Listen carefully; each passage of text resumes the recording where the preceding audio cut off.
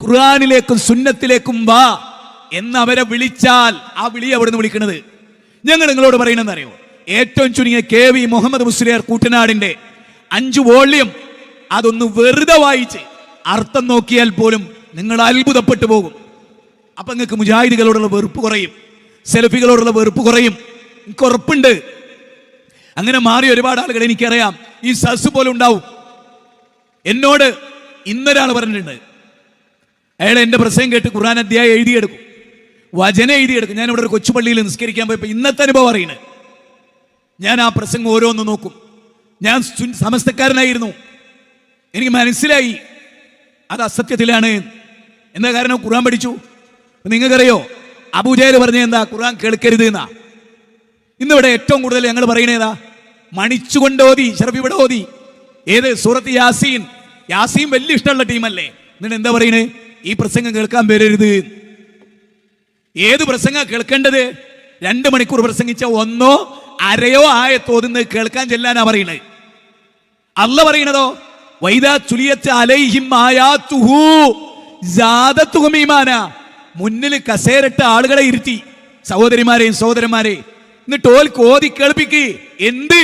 അള്ളാന്റെ ഖുർആനിന്റെ നിരന്തര വചനങ്ങൾ ഓതി കേൾപ്പിക്ക്. അങ്ങനെ ഖുർആൻ അവരെ ഓതി കേൾപ്പിച്ചാലോ വൈദാ തുലിയത്ത് അലൈഹിം ആയാതുഹു സാദതുഹും ഈമാന, അവർക്ക് ഈമാൻ വർദ്ധിക്കും. കപ്പപ്പാട്ട് കേട്ട ഈമാൻ ഉണ്ടാവുന്ന അല്ല പറഞ്ഞിട്ടില്ല. മൊയ്തീമാല പാടിയ ഈമാൻ ഉണ്ടാവുന്ന അല്ല പറഞ്ഞിട്ടില്ല. കാലകീലകൾ പറഞ്ഞ ഈമാൻ ഉണ്ടാവുന്ന അല്ല പറഞ്ഞിട്ടില്ല. അല്ല പറഞ്ഞു 8-ാം അധ്യായം 2-ൽ ആയത്തോതിക്കൊടുക്ക്, അപ്പ ഇരിക്കുന്നവൻ ഈമാൻ ഉണ്ടാവും. ഞങ്ങൾ എന്ത് ചെയ്യണം? നിങ്ങൾ പറ, സാധാരണക്കാര് പറ, ഈ പ്രസംഗം കേൾക്കുന്നവര് പറ, ഞങ്ങൾ എന്ത് ചെയ്യണം? അല്ല ഞങ്ങളോട് 5-ാം അധ്യായം 105-ൽ പറയുന്നു, ഖുർആൻ ഓതിക്കൊടുക്ക്. അതാ നിങ്ങളുടെ ദൗത്യം.